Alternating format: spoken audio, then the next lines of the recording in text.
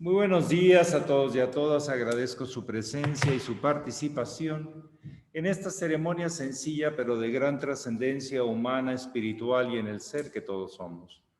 Y a la misma vez les agradezco porque me permiten continuar en el peregrinaje que me encomendara mi maestro, el venerable Satarjat José Marcelli. Di por el mundo tratando de responder a lo que la vida me pide y tratando de enriquecerme todo lo que la vida me ofrece, me da.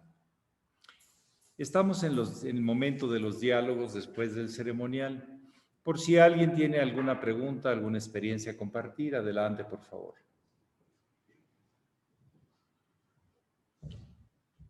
La hermana Patti pide la palabra. Adelante, Pati. Buenos días, querido maestro y queridos hermanos todos. Maestro, ¿la conciencia se pierde?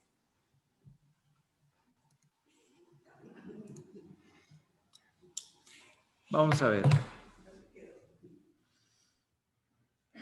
Nosotros, como seres humanos, tenemos miles de millones de registros, de experiencias que a veces nos asombra cómo pueden estar todavía ahí como referencias. No están vivos, pero son referencias que pueden despertar una reacción y nosotros sentir que están vivos.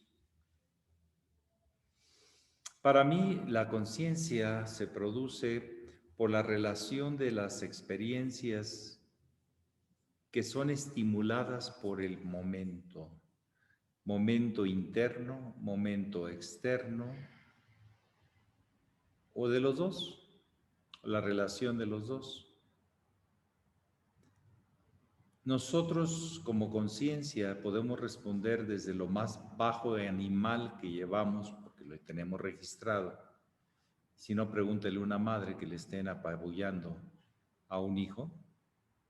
Sale la fiera, muerden y arañan, pero van a defenderlo con su vida, ¿o no? Sí. Y en otra ocasión pueden ser sumamente amorosas, porque el momento, el instante, igual que un padre, igual que una persona, el momento despierta una área de nuestras capacidades. En la medida que el ser humano va evolucionando, va teniendo más integración de las percepciones y de los reflejos internos, hasta que en el momento más elevado de la condición humana se le llama que su alma es como un cristal, porque es un punto, responde para todos y todos responden a un punto. O sea, hay una integridad completa de las condiciones. No es así en el mundo de la razón y del instinto, donde dependiendo lo que nos convenga, pues ahí está. Una perra puede ser muy dulce, muy juguetona, pero tócale un cachorro y no que para ella está amenazado y te va a morder o te va a avisar. Y es la misma. Entonces, en la parte animal nosotros respondemos de acuerdo a las circunstancias temporales de la existencia. Ahora, ya más a fondo con la pregunta es como una conclusión, si este planteamiento inicial es válido, es que nosotros podemos olvidar, podemos suplantar la conciencia, sobre todo cuando desciende a las cosas animales o de la sombra, que no está integrada en un todo funcional. Entonces, ¿podemos perder la conciencia? Sí. Se pierde porque aparece otra, pero no las experiencias. Pero las experiencias se pueden suprimir, se pueden negar, se pueden olvidar conscientemente, pero no inconsciente, ahí están. Pero no, la experiencia no se borra, ahí está. La conciencia es un estado, por eso llamamos estado de conciencia. Es como el clima.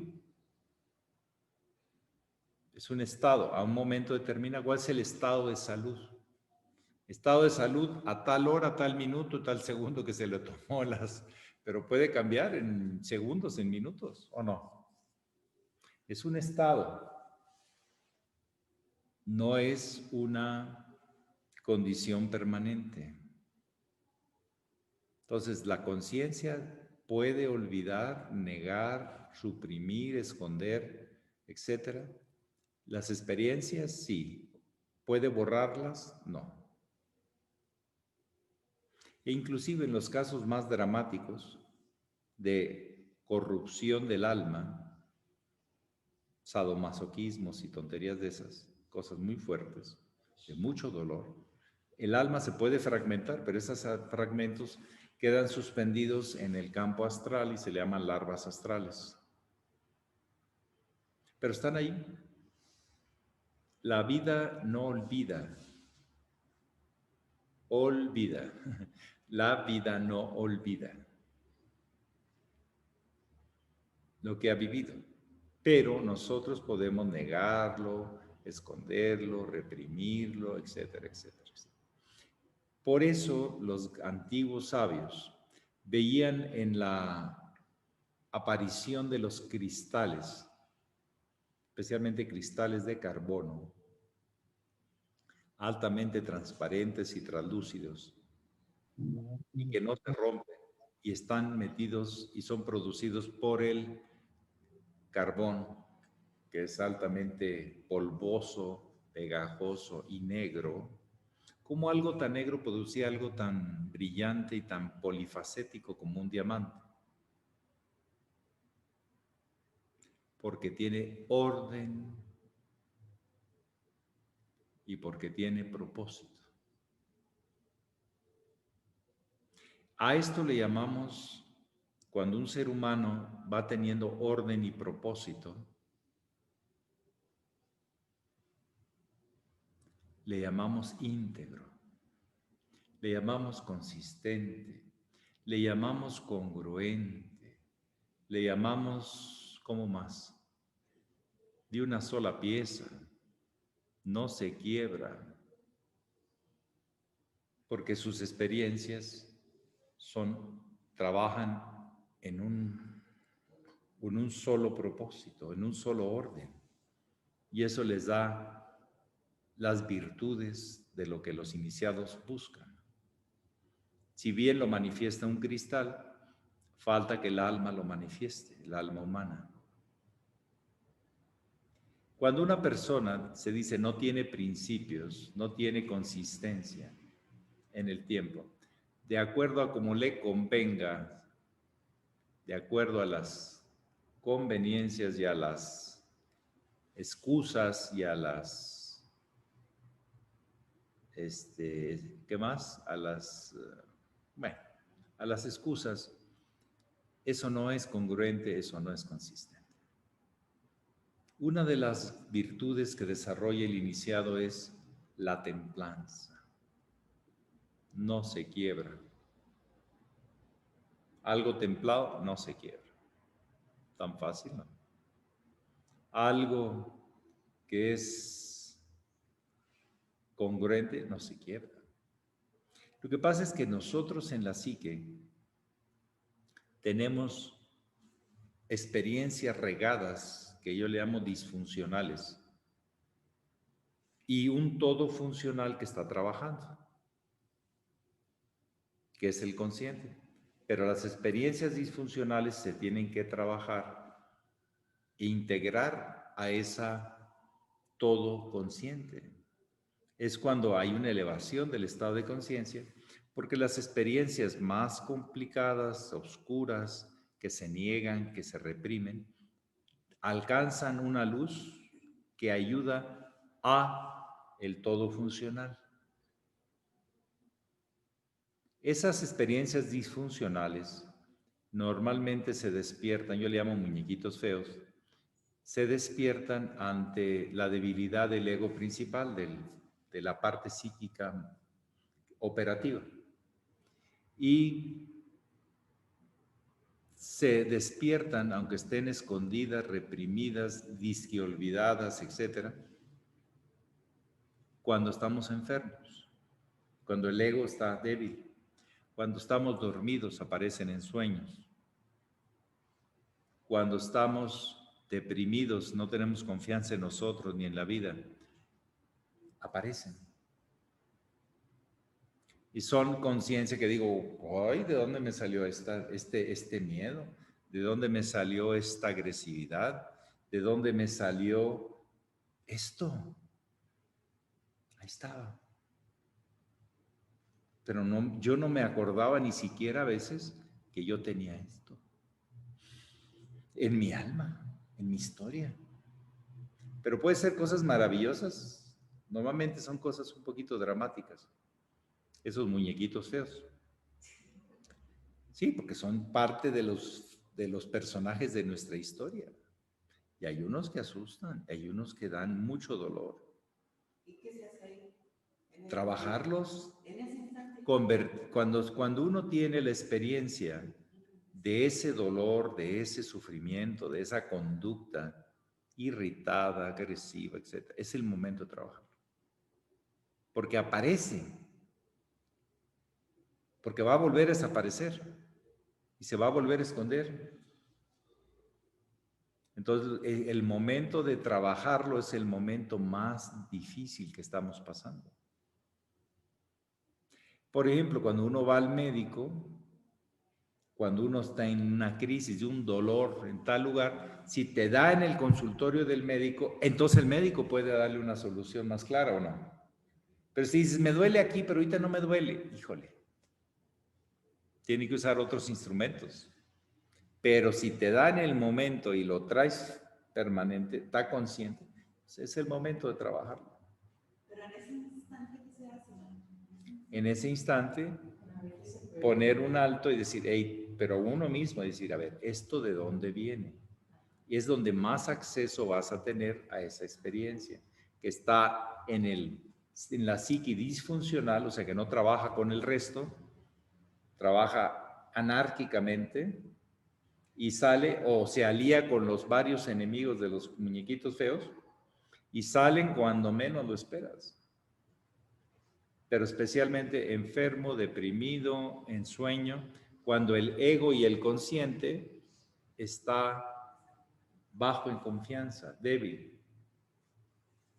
Cuando no está débil, tú te defiendes, tú tienes excusas, tú esto, tú lo otro. Pero cuando no te sientes muy fuerte, como dices, se desploma, se quiebra la psique. Porque estas experiencias son anárquicas. No se quieren ligar con nadie. Es un poco, yo les hice la asociación desde hace tiempo con una canción de Cricri, el cantautor de niños mexicano, una maravilla. Y dice, temerosa que alguien la vea, estaba la muñeca fea. Un bracito ya se le rompió, su carita está llena de hoyuelos, estaba re fea, abandonada. Es que hay experiencias nuestras que las abandonamos, que las olvidamos y el sufrimiento se hace más complicado, más profundo. Porque una de las experiencias más difíciles es sentirte aparte de todo, que nadie te quiere, que ni tú te quieres. Empieza una degradación natural del alma, se empieza a romper en fragmentos. Y entonces empieza a tener personalidades. ¿Se acuerdan de la personalidad del Señor de los Anillos? De ese muñequito, ¿cómo se llamaba? No me acuerdo, ese calvo de ojos grandotes. Pues Gollum. ¿Qué? No me acuerdo. Gollum. Ese personaje, ¿se acuerdan que muy dulce, muy... ¿Sí? Hay gente que de repente nos parecemos, no es nos reímos, pero ¿cómo se sufre no saber quién eres? ¿Cuál de los dos? Y te salen más allá de tu control. Ese es alguien que ya perdió lo que se llama la cordura, la relación entre las experiencias. Tu buena educación la perdiste, ya te olvidó, está respondiendo desde lo más instintivo, desde la más sobrevivencia. el anhelo del poder. ¿Se acuerdan que andaba detrás de eso? Daba todo por el famoso anillo de poder. Y hay gente que entrega el alma por el anillo del poder, cuando el poder es tan temporal. Y si te aferras al poder, lo vas a perder. Y si renuncias a ello, lo tienes. Eso mucha gente todavía no lo entiende. Que cuando renuncias al poder, porque pertenece a Dios, a la creación, a la misericordia divina, estás al servicio para que ese poder dé más vida, tenga más sentido. Entonces, en conclusión, si estos puntos de referencia son ciertos, que para mí sí lo son y es lo que puedo compartir, no perdemos la conciencia, pero podemos perder la conciencia y las experiencias quedan ahí. Es como cuando alguien entra a una depresión tremenda, fuerte, de mucho dolor, de abandono, de soledad, de cosas muy fuertes, hasta de laceración y de culpas y de cosas muy fuertes. Y de repente alguien le recuerda, pero fíjate todo lo que has recibido, todo lo que recibe la vida, no te distraigas, fíjate. ¡Pum! Otra vez recuerda y vuelve a conectar. Esas experiencias que le van a producir un estado de conciencia.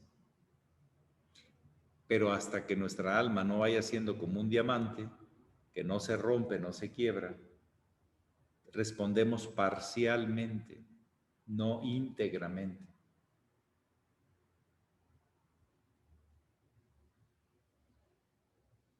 Y pues bueno, entonces podemos perder la conciencia, sí, pero no la conciencia, no la experiencia. Hay mucha gente que hace cosas, vivió una vida así, luego hace cosas tremendas, pero al último recuerda algo que le vuelve a despertar la confianza. Es un traidor que luego se vuelve otra vez al bando de los buenos, tiene la opción de la redención. O sea, volver a encontrar esa experiencia, ese recuerdo profundo. El maestre Laferrier, de hecho, dice que si tuviéramos conciencia del origen mismo, de los miles de millones de años de donde venimos, otra cosa sería en la condición humana. O sea, no solo hay que recordar de dónde venimos, sino qué hacemos aquí y a dónde vamos. Y hay veces que por las condiciones de la sobrevivencia, la parte instintiva animal, no valoramos eso. Simplemente agarro ahorita porque quién sabe si mañana hay más. Y entonces vuelve alguien incongruente, no íntegro, mentiroso, falso. Lo que él llama, le dice, si quieres seguir el camino de la conciencia, el yoga de la unión con Jivatma Paramatma, del alma individual con el alma universal, no puedes empezar este camino con falsedad, con los 5 yamas. Y después faltan los compromisos del niyama, faltan las prácticas de las asanas, faltan muchas cosas. Pero un buen principio da buena base. Es la base, son los cimientos del camino, los 5 yamas. Y si no, bueno, pues propongan otra cosa. Pero para mí son más que sabios y claros. 5 aspectos que son los autoengaños naturales que hacen que la conciencia se desvíe de su propósito. Por eso hablo orden y propósito. Bueno, así nomás como para abrir boca y que le sigan investigando ustedes dentro y fuera de ustedes mismos.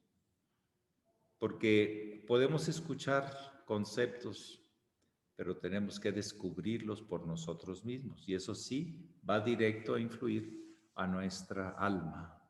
Son registros nuevos. No quedan en la información, sino en la experimentación y en la realización. ¿Algo más esta mañanita? Muchas gracias, maestro. Buen día. Entonces, no olviden sus mejores experiencias, ténganlas presentes. Faro, guía, luz.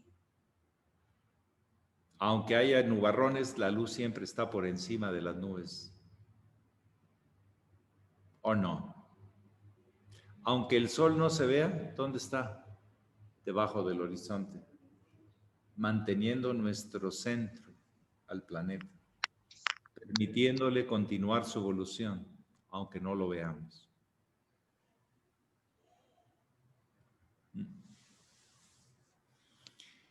¿Algo más?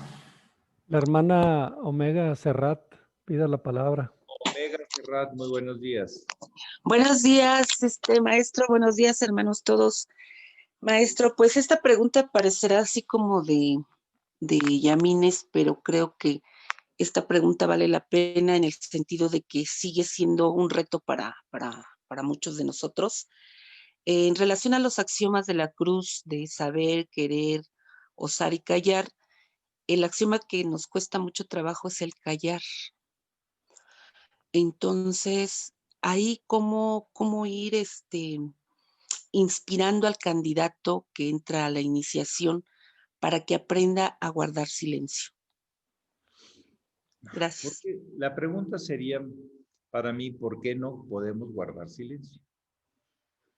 Sabemos que tenemos que guardar silencio porque las cosas tienen su contexto, tienen su momento, tienen sus cosas, pero desde fuera salimos de contexto fácilmente. ¿Por qué? Porque el ego quiere poder y viene luego aquello de, no estás tú para saberlo, ni yo para contártelo, pero mira esto y esto y esto y esto, y el Sachela Ferrara hizo y esto y esto y esto y esto y esto. Eso es una sensación de poder, de dominio, de alerta. Cuídate de él. ¿O no? ¿Sí? Sí. Es una situación de, ya encontré el malo. De ya esto. Es un tema del inconsciente. Por eso no valoramos, cuando valoramos cada instante en su lugar y en su momento, sin estar mezclando, pero hilando, relacionando, sí, relaciones, entonces el callar es más profundo, porque esa experiencia para ti, como tú la percibiste, no es para los demás. El que no puede parar de decir chismes o comentarios así tales, es porque su ego se siente amenazado, no se siente seguro de lo que vivió, de lo que vio. ¿Y cómo vas a poder imponerle lo que tú viviste y sentiste a otro? Ya cuando lo pasas empieza el fenómeno llamado del teléfono descompuesto, que cada vez va perdiendo el sentido original. La cultura del chisme es una cultura del inconsciente, de que le llamamos de los chismes de pasillo o de lavadero, ¿verdad? Y habla no solamente a veces mal del otro, sino habla mal de quien anda con el chisme. Porque se ve que hay un propósito oculto de disminución, de valoración, de hacer bandos, de generar conflictos, etcétera, etcétera, etcétera. Iniciáticamente lo mejor es, si tienes alguna duda, ve directamente con la persona y escúchala. No quiere decir que lo convenzas ni que te convenza. Escúchense. Con lealtad. Pero no con el chisme. Ahora, se pueden decir eventos, pero la interpretación, pues cada quien se la puede dar. La cosa es que los chismes llevan interpretaciones y sentencias muy fuertes a veces. Y es para yo ganar y que el otro pierda. Para ya declarar dónde está el enemigo y entonces yo ya estoy protegido, lo cual es falso, porque si tú andas pensando que tienes enemigos, pues nunca estás en un lugar seguro. O sea, hay un trasfondo a veces de lo que no percibe la persona que se involucra tanto en eso. El callar es estar claro de lo que sucede, sucedió y para qué y por qué. Y eso no es transferible. Cada quien lo tiene que digerir. Yo les he pedido que de lo que ustedes capten o les motive estas pláticas o les generen interrogantes, hagan sus investigaciones en silencio. Yo les he dicho, la iniciación empieza en el silencio, en el aceptar lo que viste, sentiste, tal, y trabajarlo internamente. Cuando tú lo desparramas en chismes o en comentarios fuera de lugar, hay comentarios en su lugar y hay comentarios fuera de lugar. Tú pierdes. Notas tu inseguridad. ¿Sí? O tu certeza de lo que llevas por dentro y para qué. Si bien Escorpio es el callar, Escorpio representa transmutación, elevación de la serpiente en águila, visión de la vida, que es el águila, defensividad e impulso de la serpiente.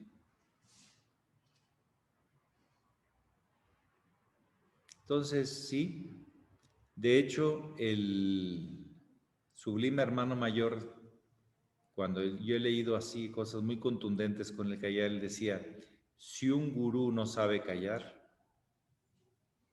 no es gurú. Si no tiene esa introspección, transformación interior y se dedica a la búsqueda del poder como le da la gana, porque así el poder le llama, se pierde. No es alguien que entiende el trasfondo de las cosas, solo lo superficial. Por lo tanto, no es un gurú. Yo se lo digo porque hay 2, 3, 4 citas de él con respecto a eso del gurú y el callar.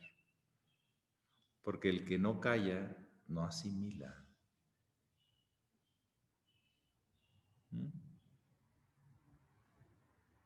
No profundiza. No asienta lo que es ilusión de lo que es real. En fin, pero sí es todo un trabajo y posiblemente también el maestre cuando se refiere al callar y al Escorpio habla de la iniciación con mayúsculas. Habla de la iniciación con mayúsculas. Entonces no puede ser el sentido popular y convencional de cállate, o sea, de no hables, ¿no? Porque cuando uno toma conciencia a fondo de algo se compromete. Y sabe que eso es una raíz de su conciencia, de su alma. Y no simplemente algo que son comentarios de la gente que a veces no tienen sentido, superficiales. Bueno, entonces, pues las 4 son importantes, pero hay una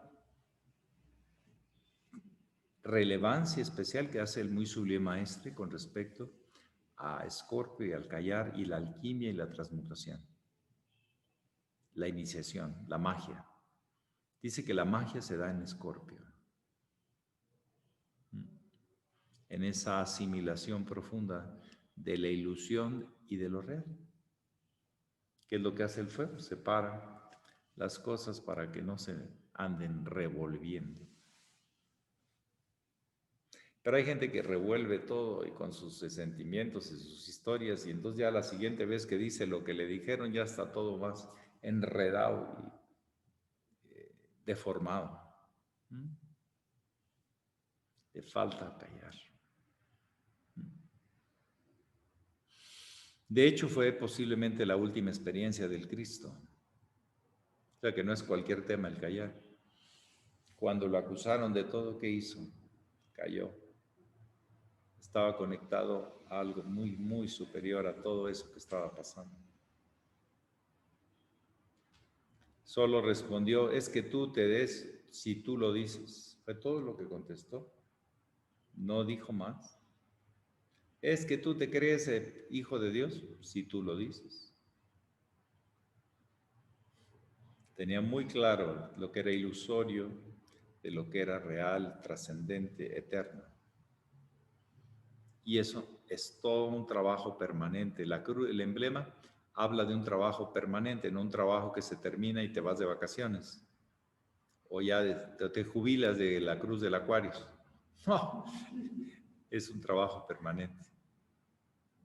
¿Algo más esta mañanita San Lunes? Gracias, maestro. De nada, y a ponernos a trabajar en silencio y a hablar cuando sea necesario, porque son realizaciones que no pueden, disculpen, distingo de lo real de lo irreal, la mentira de lo verdadero. Lo que es apego al poder de lo que es poder para el servicio. Posiblemente es una de las últimas pruebas de un ser humano, el apego al poder o el desapego al poder y trascender en la unidad de la única fuente de poder verdadera, eterna, la luz. Bueno, ¿algo más? El hermano Trinidad. ¿Cómo le va, don Trin? Usted anda Muy bien, queriendo tomar decisiones claras en su futuro. Qué bueno. muy bien, maestro. Buenos días. Muy buenos días a todos. Oiga, maestro, cuando un familiar cercano, de alguna manera, o pues más bien está en el proceso de desencarnar, y bueno, la familia está en una cuestión, pues hay sentimientos, hay emociones, y el ser desencarna, y desde el punto de vista iniciático en este proceso, ¿cuál debe ser la postura de uno con la familia? Que la vida es continua. La pregunta es, ¿qué nos deja? Yo cuando he tenido que encontrarme con alguien, no le doy pésames. Como iniciado no puedo dar pésames. No. Lo que digo es, mira, yo creo que fue muy importante, más o menos en este sentido, fue muy importante el encuentro con este ser humano tan especial en tu vida. ¿Qué fue lo que más importante te dejó? Los pongo a pensar en lo que deja y no muere, en lo que continúa, sin hablarles de filosofía, ni de reencarnación, ni nada, pero los pongo a conectar lo que no va a morir en ellos.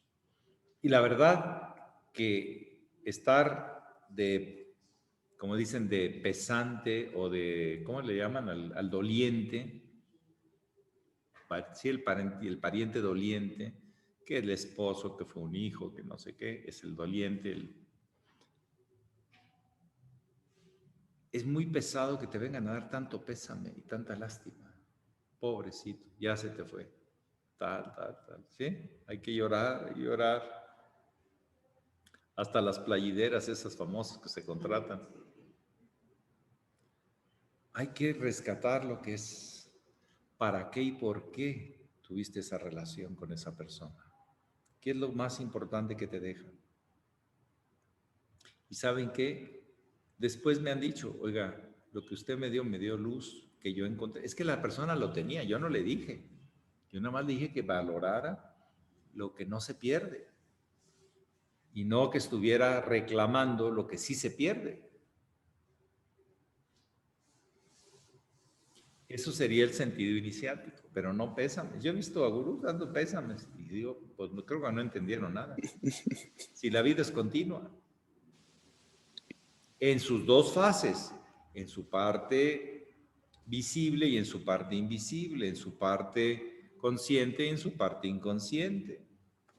en su parte de luz, su parte de sombra.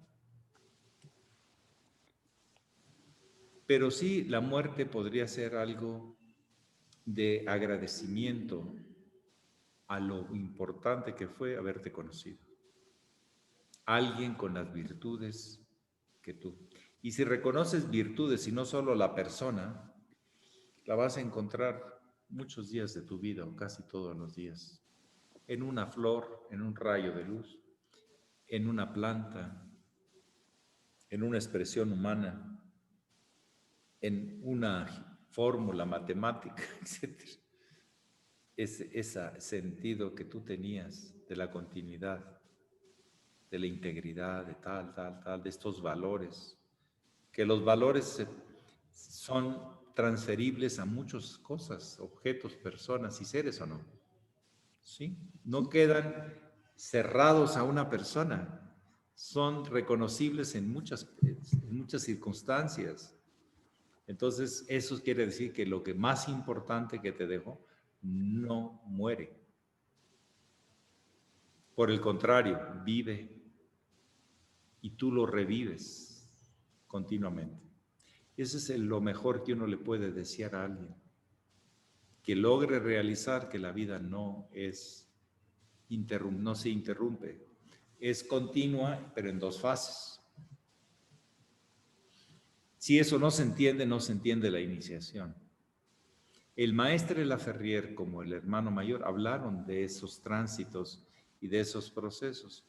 Y las grandes escuelas de sabiduría también siempre hablaron de eso. Pero ahorita como que está prohibido, que es un tema medio tabú. Pero no, el mundo ya lo está hablando. En tantos campos, de veras, ¿qué pasa después de la muerte? El hermano mayor fue abriendo ese campo y la verdad es que la explicación más clara que he escuchado, sin tanto tecnicismo, explicaba el proceso tan claro, tan lógico, tan importante, que significa, porque la vida no es vida o muerte, la vida contiene nacimientos y muertes, así como lo expresó el Buda. A veces no los escuchamos a los maestros. Él no habló de muerte y vida, habló de nacimientos y muertes y el samsara. Pero bueno, la vida se termina en la muerte o la vida es continua. Ese es un gran dilema que cada quien tiene que esclarecerse.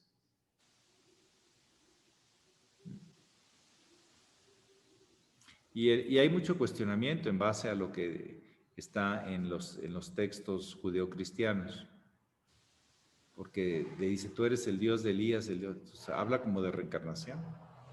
Y cuando se pregunta del nacer de nuevo, Jesús le responde, tú, doctor de la ley, ¿no sabes de esto? A Nicodemo. Bueno, sigamos investigando porque en la vida y en el proceso después de la muerte, no en la muerte, sino el proceso después de la muerte, hay mucho que seguir valorando. Porque el individuo cuando ve en el corto plazo se pierde, cuando ve en el largo plazo se orienta. Hay que tener oriente, estar bien orientado. Algo más. Muchas gracias, maestro. Y el oriente de nuestra orden son los maestres. No hay más oriente, aunque hay gente que se quiere poner ahí. ¿Sí? Buenos días, maestro. Buenos días a todos. Mi pregunta es, usted habló del alma cristal. ¿Y el sublime maestro de la carrera era un alma cristal? Sí, cristificada. O sea, íntegra. Su visión fue universalista de la unidad en la diversidad y la diversidad en la unidad. Sus prácticas, sus orientaciones, todo fue hacia allá.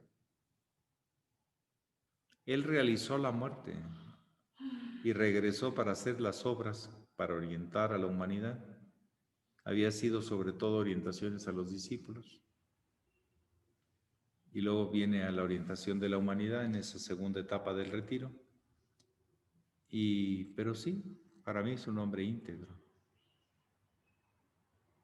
Y vaya que aguantó cosas muy complicadas con tal de sacar esas obras. Termina sus obras, el séptimo mensaje, y a los pocos meses hace la transición. Sea muerte o sea muerte fingida o escenificada, no lo sé. Hay versiones de las dos y yo me inclino hacia la que decía el maestro Estrada, que él continuó viviendo y que él tenía comunicación con él. Yo al maestro Estrada, pues, si a alguien le puedo creer en este mundo es a él, porque no tenía nada que esconder y dio la vida por todos, para que encontráramos un camino congruente. Lástima que hay alguien que quiere barrer las señales, pero son señales que no se pueden barrer ni distraer, siempre están ahí porque están en un plano que siempre el caminante sincero las va a encontrar. Esos caminos de altura no se borran.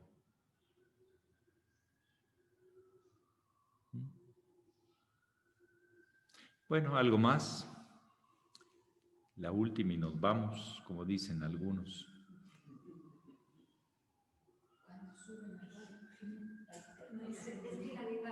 La misma pregunta, a mí me llama mucho la atención que en las lecturas de su biografía dicen que a los 14 años él era el estudiante más, recibió una mención porque era el más brillante de Europa. Y cómo él... A los 12 años fue. Cómo su trayectoria fue como de tiempo, de no parar, inclusive hasta la época en que él aparece cuando ya parecería que como ese discernimiento que no se detenía en ningún obstáculo, siempre los brincaba y todo, pero y él seguía en su idea fija o venía así y me llama la atención, maestro, porque en los estudios que nos han dado de su mapa natal, él traía muchísimas cuadraturas. Sin embargo, en su vida y en su realización, pues no se parecería. No, ¿cómo que no? No. Que su madre se muera a los 4 años, que su padre prácticamente ausente en otra parte, lo quería mucho, pero vivió y se casó otra vez y vivió en otro lugar. No lo vio por muchos años. Entonces él tuvo que salir adelante. Tenía el cariño de sus tías y familiares, pero no es lo mismo, no puedes ser sustituido por papá y mamá, ¿sí? Entonces posiblemente él quiso profundizar, esa es mi opinión, no lo dice él, de que él tuvo un motor de por qué suceden estas cosas. La astrología, todo el esoterismo, el ocultismo, la mística, la ciencia, ¿por qué suceden estas cosas? Entonces, desde niño, muy niño, él empezó a estudiar y investigar por sí mismo. Y él combinaba el estudio con las experiencias posteriores, la experimentación directa. Él tiene en su horóscopo esa que le llaman una configuración de sube y baja, sí, de 2 lados. Él siempre vio la ciencia y la mística unidas. Entonces, la experiencia directa y lo de las teorías. Por eso luego fue al yoga, por eso luego se metió en esto y luego en otro, y luego aspiró a intentar trascender la muerte en conciencia, que es la gran experiencia ahí de los lugares del Chantan, arriba del Tíbet. Si no, no se podría explicar ese anhelo tan intenso. Él se autocalificó de una persona ardiente, necesitando contestarse a muchos incógnitas. Inclusive hay un capítulo de él que el tercer mensaje que dice misterios revelados. Quería conocer y revelar los misterios más hondos de la proceso de la conciencia. Entonces, en vez de haberlo apachurrado, ¿qué fue lo que encontró? Motivación para resolver esto. Y fue en su vida interior como en su vida de conocimiento, relaciones, etcétera, etcétera. Y ese era, por eso tenía las características de un personaje muy especial. Él estaba consagrado a su búsqueda. ¿La búsqueda de qué? Lo que él llamó la verdad eterna. Más allá de vidas, de nacimientos, de muertes, de esto. Buscó más allá. En la ciencia, en las artes, en la mística.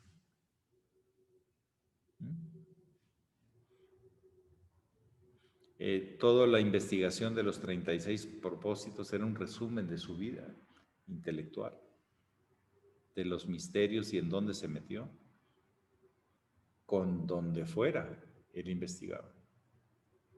Pero lo hacía en silencio, pero luego publica sus investigaciones, publica sus relaciones, ¿sí? Su método.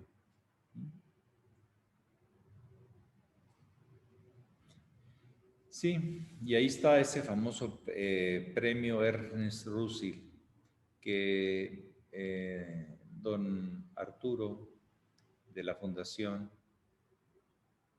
esclarece, porque había unas dudas ahí de unas cosas, pero es un humanista belga que dejó como una especie de fundación para impulsar los estudios. Pero sí, fue considerado un gran estudiante, vamos a decirle, ¿no? Es que es muy difícil el mejor estudiante, ¿con qué parámetros, no? Pero sí un estudiante sumamente brillante, pero no solo en el campo de ciencia, de arte, de mística, sino de lo más ecléctico e integrador que yo he conocido en tantos temas que abarca, con conocimiento profundo.